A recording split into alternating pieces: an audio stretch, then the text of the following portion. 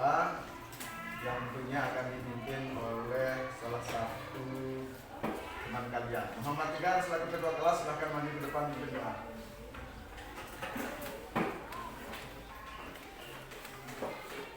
Lipat kawan, berdoa mulai.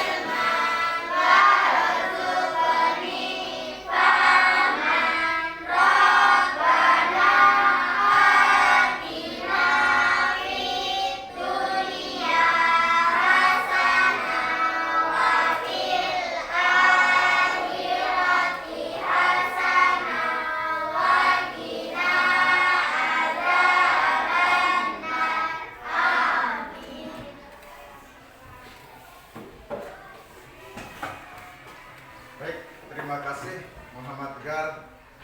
Selanjutnya sebelum kita mulai belajar, seperti biasa kita akan menyanyikan salah satu lagu wajib untuk menguatkan rasa nasionalisme kita, rasa kecintaan kita terhadap tanah air. Hari ini kita akan mencoba untuk menyanyikan lagu Garuda Pancasila. Anak-anak berdiri semuanya, kita akan bernyanyi bersama-sama.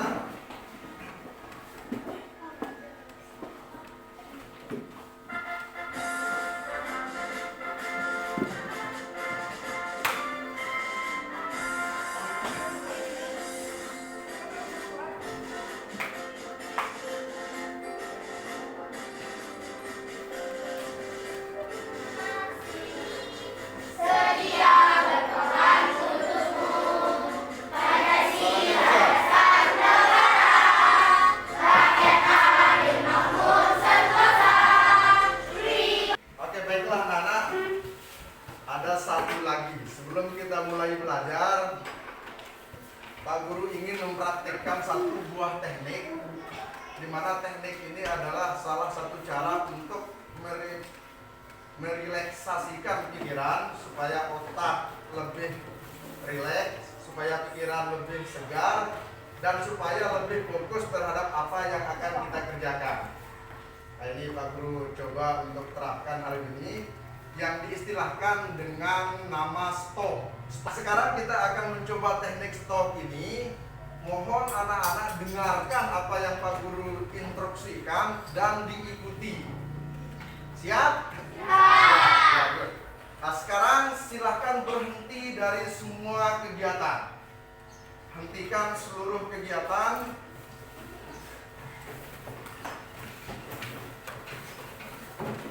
Ya. Hentikan seluruh kegiatan. Kemudian silahkan tangan ditaruh di atas paha. Di atas paha. Duduk tegak. Kemudian pejamkan mata. Pejamkan mata. Mulai amati apa yang kalian rasakan. Gerakkan jari-jari tangan kalian, lemaskan. Rasakan badan bertumpu pada tempat duduk. Kaki juga bertumpu pada lantai. Amati dan rasakan. Kemudian tarik napas dalam-dalam. Rasakan, hembuskan. Rasakan napas masuk. Kemudian rasakan napas keluar. Ulangi sekali lagi, tarik napas. Hembuskan. Rasakan napas masuk, rasakan napas keluar. Amati, lepas seluruh pikiran ketegangan, rilekskan pikiran. Kita ulang kembali, tarik napas. Hembuskan. Rilekskan pikiran.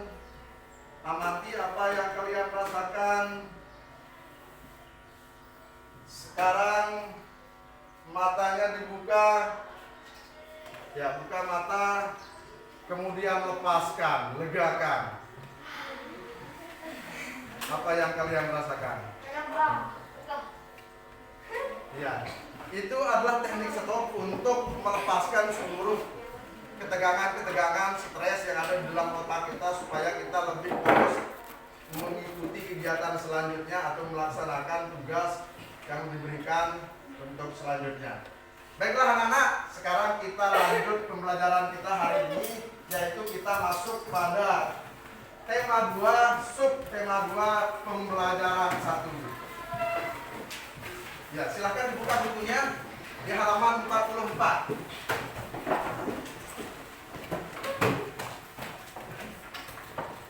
Sudah? Ya. Untuk hari ini tujuan pembelajaran kita yaitu setelah membaca teks tentang perjuangan mempertahankan kemerdekaan Indonesia, siswa mampu mengidentifikasi ciri-ciri kalimat efektif pada teks tentang semangat persatuan. Itu yang pertama.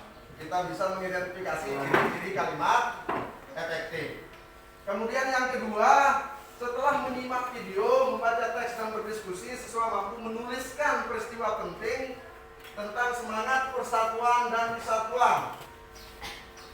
Kemudian yang ketiga, setelah menyimak video, membaca teks dan berdiskusi, siswa mampu menyebutkan makna upaya mempertahankan kemerdekaan Indonesia. Nah, ini tujuan pembelajaran kita hari ini, dan mudah-mudahan dari 3 tujuan pembelajaran ini bisa kita kuasai. Ya, baiklah. Sebelum kita lanjut, nanti ada Pak Guru tayangkan sebuah video. Mari kita amati dulu apa yang ada di dalam buku tema kalian, bahwa untuk hari ini kita akan berbicara tentang bagaimana rakyat Indonesia mempertahankan kemerdekaan setelah proklamasi dibacakan pada tanggal 17 Agustus 1945. Nah, pada tanggal 17 Agustus 45, proklamasi itu dibacakan oleh Insinyur Soekarno, maka perjuangan bangsa Indonesia tidak berhenti di situ. Tetapi proklamasi itu dipertahankan karena itu hanya pernyataan kemerdekaan, tetapi masih ada untuk menjajah bangsa Indonesia. Maka perlu dipertahankan. Nah, adapun upaya-upaya untuk mempertahankan kemerdekaan Indonesia itu, yang pertama adalah salah satunya mengenai pertempuran Surabaya. Ya, itu di dalam teks kalian ada. Nah, tapi sebelum kita membaca teks, kita akan menyimak bagaimana rakyat Surabaya memperjuangkan negara Indonesia ini dari negara Belanda yang ingin menjajah kembali negara Indonesia. Mari kita simak videonya. Saudara-saudara, rakyat jelata di seluruh Indonesia, terutama saudara-saudara penduduk kota Surabaya, kita semuanya telah mengetahui bahwa hari ini tentara Inggris terus menyebarkan pamflet-pamflet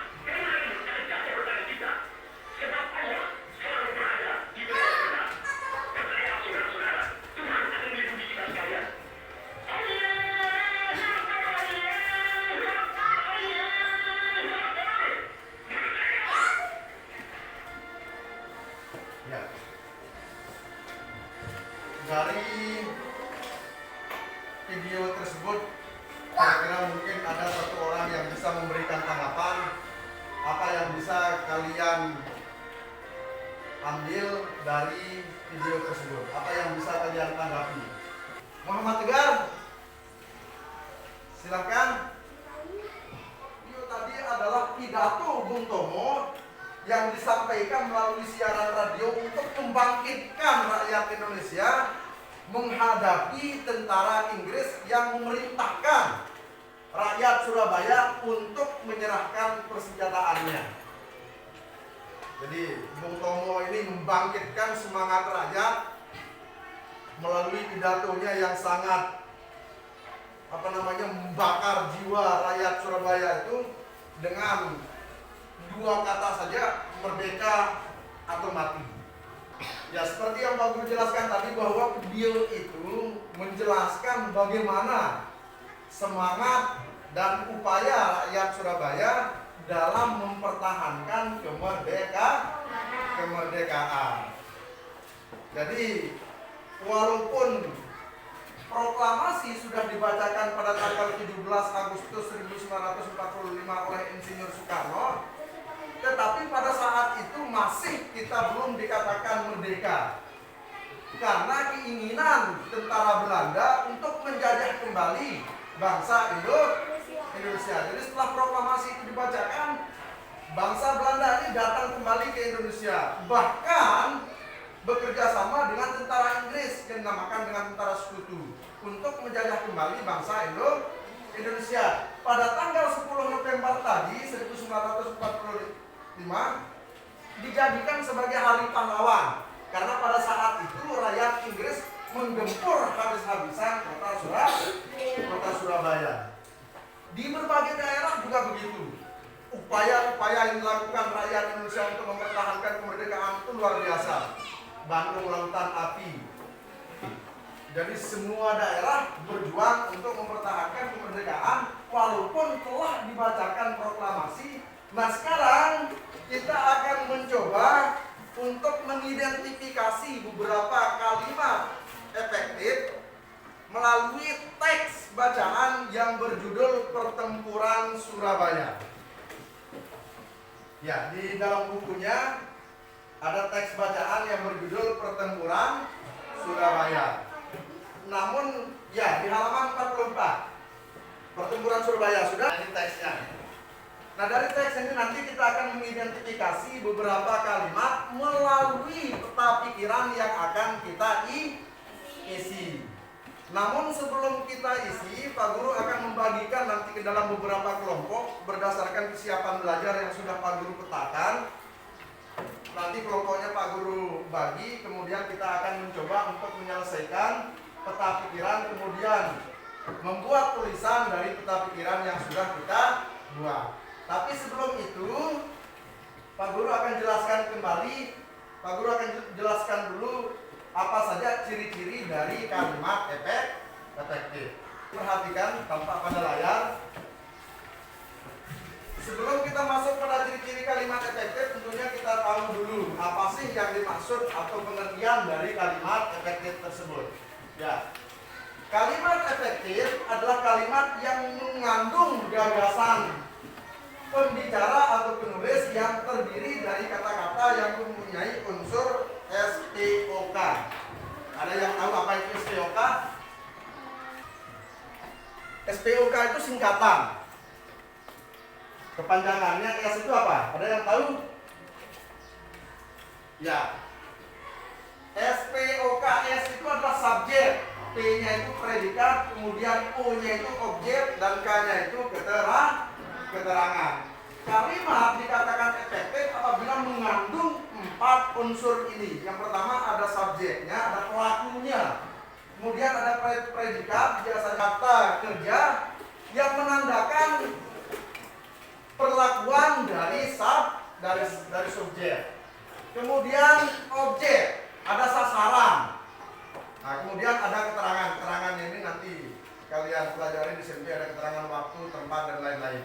Apa saja kira-kira ciri-ciri dari kalimat efektif tersebut? Yang pertama adalah memiliki unsur penting atau pokok, minimal unsur subjek dan predikat. Dalam kalimat itu minimal 2 baru dikatakan sebagai kalimat efektif. Yang pertama harus ada subjek, kemudian yang kedua harus ada predikat. Dari kedua ini, kalau ada di dalam kalimat, maka bisa dikatakan kalimat tersebut sebagai kalimat efektif.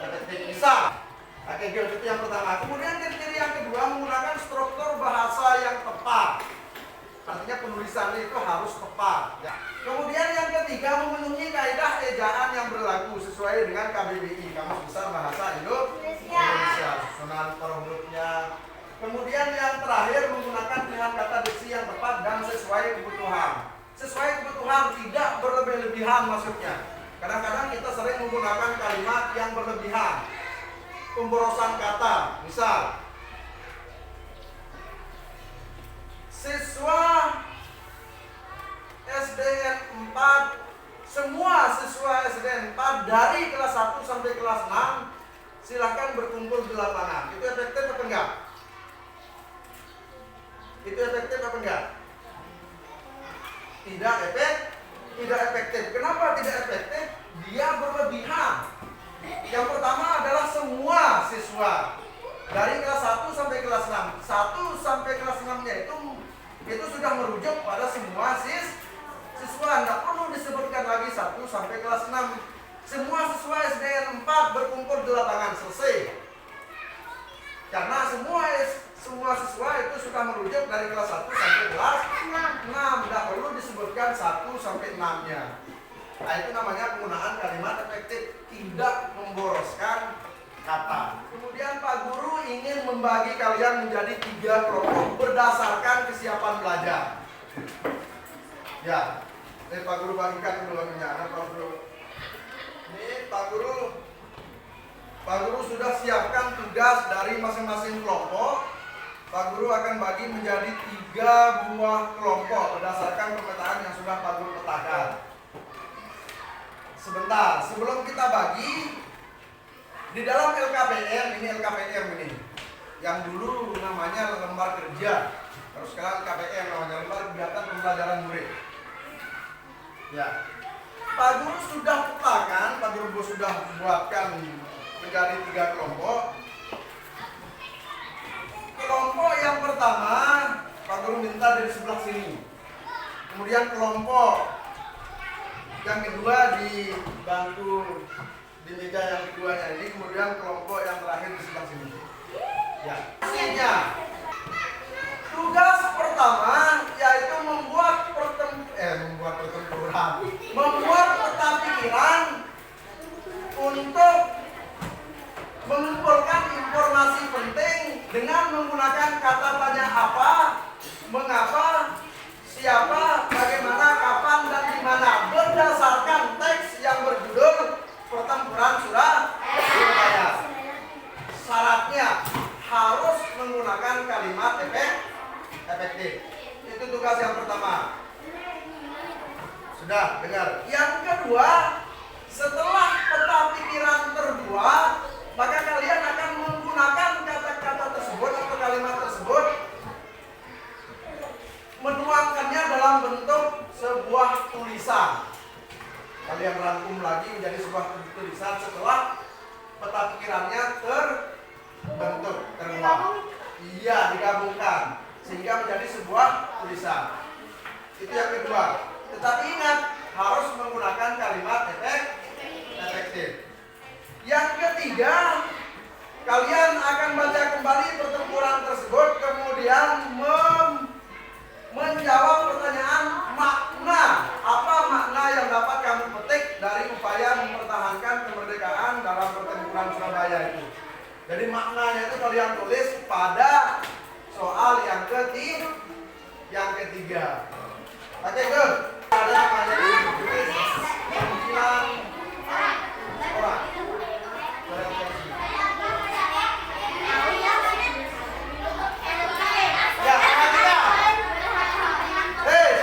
Adik, dengar, kalian tidak akan bisa membuat pertanyaan sebelum teksnya dibaca. Silakan baca teksnya. Ya, baca masing-masing. Kemudian nanti Marwan dibagi 3.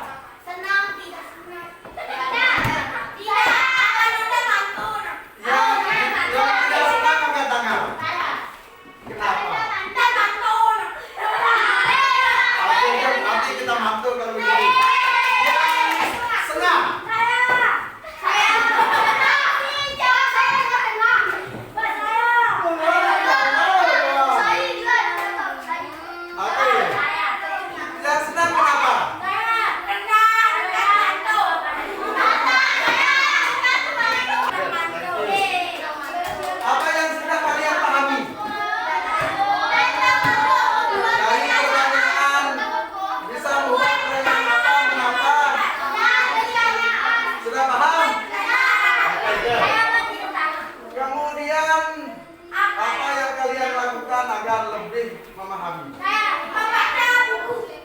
Membaca buku, ada lagi belajar ulang latihan di rumah. Oke, dua. Sikap apa yang dapat kamu terapkan dalam kehidupan sehari-hari? Setelah kita dapat sikap pembelajaran kita hari ini, marilah kita tutup pembelajaran kita hari ini dengan mengucapkan hamdalah. Akhiri wabillahi taufiq wal hidayah. Wassalamualaikum warahmatullahi wabarakatuh.